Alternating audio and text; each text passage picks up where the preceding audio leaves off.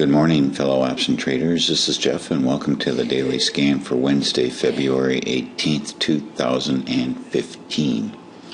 Well, okay, some of these numbers missed by a small amount yesterday, but nothing really spectacular. Today's a big day, though, for announcements with housing starts and PPI, industrial production, FOMC minutes is kind of a biggie at 2 p.m. in the afternoon. And then a Treasury International Capital at 4 o'clock when the markets close. That's it for today. This is probably the biggest one here is for the week is the FOMC Federal Open Market Committee minutes, which is Auntie Yellen's group of crooks. Okay, let's take a look at what's going on across our respective ponds. Over in Asia, bullish across the board, and Europe, bullish across the board. And I wanted to point something out here. We have here, how do you say inverted yield curve in Greek? Well, if you take a look at this, it says yield curve inversion occurs when longer dated bonds offer a lower yield than shorter dated notes, a rare event in the bond market that implies an economic slowdown is afoot, or in the case of Greece, a default.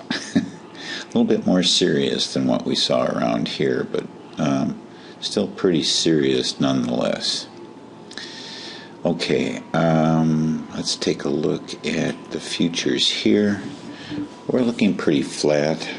Before I started this recording, I was looking at all the futures, the Dow and the S&P and the NASDAQ and the Russell 2000, and they all pretty much look the same. They're either at or very near new highs, very near in the case of Dow, but everybody else is at a new high,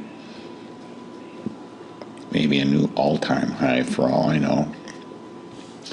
And that may continue, or it may have hit resistance. We just really don't know. I think in the case of the Russell, it's definitely taking a rest here. Very narrow ranges compared to the past, and that's a curious thing to see. And in the case of NASDAQ,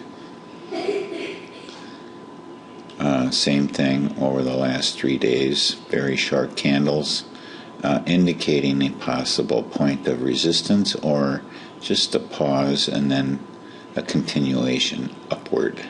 So, what does that mean? Well, it means it could go up or it could go down or it could stay the same. What does it mean? That's pretty much what I just said, isn't it? Yes. Okay, gold, struggling. Very much so at 1205. They said silver was getting killed too, but silver is, looks a little bit stronger than gold. Oil's at 53.65, holding pretty much steady. The dollar's at 94. Let's take a look at that at 94.335, and it is consolidating here at this high point. What does that mean? You don't want to know. You know what I'm going to say. And the euro US dollar, we'll take a look at that. Also looks like it may have hit support here, and it may rebound upwards or it may head down. I'm not going to go through that again. Anything else of interest here? No, nothing there. All right, let's take a look at, we'll just start right into our scan. Yesterday was a pretty quiet day. Nothing showed up for anything. We didn't have anything lined up. We may not have anything lined up for today either. I think we might want to wait for Auntie Yellen and her cohorts to talk to us this afternoon. I'll be spending the day taking our company back to the airport and hanging out there with them while they get themselves arranged and loaded onto an airplane. So I won't be back till late this afternoon anyway, so it's pretty much a blowout day for me. So I won't be doing anything, but let's see if there's anything out there for the rest of us.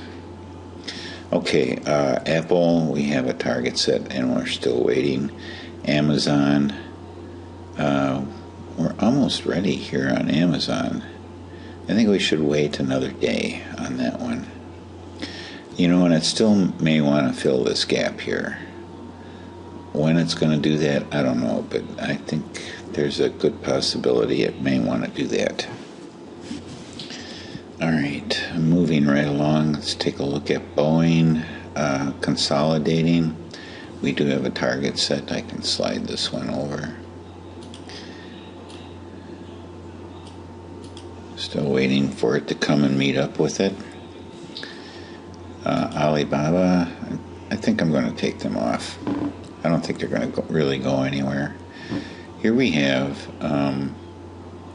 a violation according to our old rules, but our new rules are saying, you may still want to get in on this, but definitely not with a 50 delta. I mean, the new rules apply to mostly 20 or 30 deltas, and the old rules are 50 deltas, and we just can't get those things to work anymore. I mean, the strong movements are not there.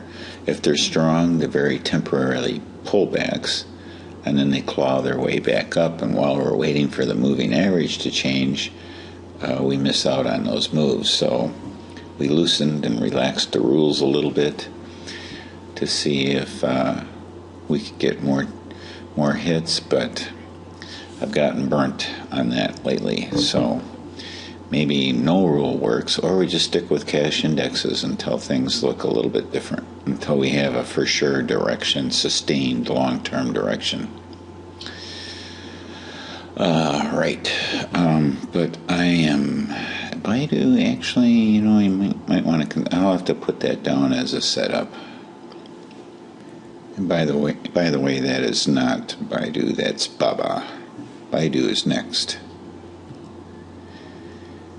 And BIDU, I'm going to get rid of this. I don't want to be reminded of that anymore. What's BIDU doing? It's in a downtrend. Way too confusing, though. You know, it may have to say that this isn't a setup here. And the problem here is that I did pretty close to a 50 delta. I couldn't get good prices. You know, the price of the underlying was kind of in the middle of nowhere. And I figured after their earnings they were going down. So that was a bad choice. So we're in setup here on BIDU as well. And remember, we're looking for a hook down and confirmation before we jump into that. Chipotle, we sort of already have confirmation. Chipotle, I would say this is in a downtrend, wouldn't you? I'm going to wait a while, though. I'm not going to put it on any watch list to trade for today or anything. This one, I just cannot figure this Costco out. And we know why that happened, but I don't know. There's no way that I can calculate what is going to happen with any sort of probability. I think we can get rid of this trend line.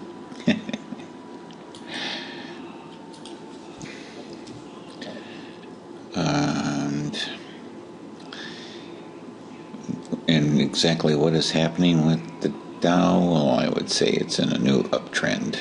And while we're talking about that, let's just jump over and take a look at our hourly SPX chart. And we're definitely in an uptrend here. We're getting a little bit of a stall yesterday, and then at noon here, everybody came back from lunch and piled in heavily. Buying spree, I guess you might say, and it's kind of stalled out for the rest of the day. I think we're waiting for the FOMC meeting minutes this afternoon. That would be my guess to what most people are waiting for, but based on this, from a cash index perspective, I'm leaning towards the bullish side, and especially with the NASDAQ. All right, we'll take just a quick look at gold here. Our trade is sitting here. Let's see here. you just left click on the P&L since the open. It tells you I collected $1.34 for this, and it's now worth 49 cents, and that expires next month. So that one worked out. You know, because gold had pulled so far back from the original purchase price, I was afraid to do any more calls on it because I didn't want to be underwater. But now we're slowly digging our way out of this hole. And we might look at that chart next time I roll this, or this expires and I sell another one. We'll see what happens. All right, let's take a look at the chart on Google.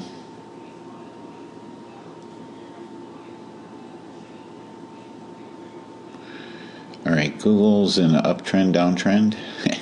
We have a target set down here, so we're going to wait until it gets down there to hit it.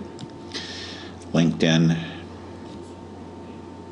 I don't know what's going on there yet. NASDAQ is on a tear. Is there a spot to enter here? Well, you could just take a chance and just jump in, you know. You could do that. Been known to do that, but I'm not doing anything, at least right now, for this week. I might do something for next week, but probably not going to do any cash indexes anymore this week because I won't be able to watch what's going on today unless I'm able to get in before we go to the airport. I might consider that, but I'm worried about the minutes this afternoon, so based on that, I think I'm going to stand on the sidelines today. Netflix. But if you guys want to get in, you know, just pick yourself out at 30 Delta. You know, get in kind of early this morning, but be careful with those minutes this afternoon. Netflix, big gap up, and then kind of a thinking period here. Do I really want to do this? And then, yes, we really do want to do it. So I'm convinced we have a target set. Price lines, earnings are coming up. We'll just skip that and move right on to Russell. And pretty much the same thing on Russell. Be careful with the minutes this afternoon. I still would wait until tomorrow morning. Although this week's expirations are going to expire later in the day tomorrow, but you may be able to capture some of that theta decay with a 50% profit level exit. And we'll take a look at that tomorrow morning. SPX, probably pretty much the same thing. You could trade SPXPM and get an extra day out of it this week. This week is normal expiration, is it not? Yes, it is. So there's 1 day left on SPX, and if you look at SPXPM, there's 2 days left on it. We've talked about this before. So if you want a regular Friday expiration on SPX, you can do that. And let's look here at a 30 Delta 29, so you'd be at 2085, which would put you right about here. So that wouldn't be too bad of a trade. But again, it's the minutes this afternoon. But again, tomorrow, it has possibilities. It might be the only one for tomorrow because it doesn't expire until Friday. Tesla. Looks like it's clawing its way back up. It's going to close this gap here probably pretty quickly. And Visa. We have a target set down here, and we are waiting for our stochastic to come down and catch it. So that was pretty easy, an easy scan for today. Like I mentioned before, Thursday and Friday this week I'll have more for you. More information, I think. Depends on what the market does. So that's it for today. Thank you very much for watching. Have a great day and happy trading.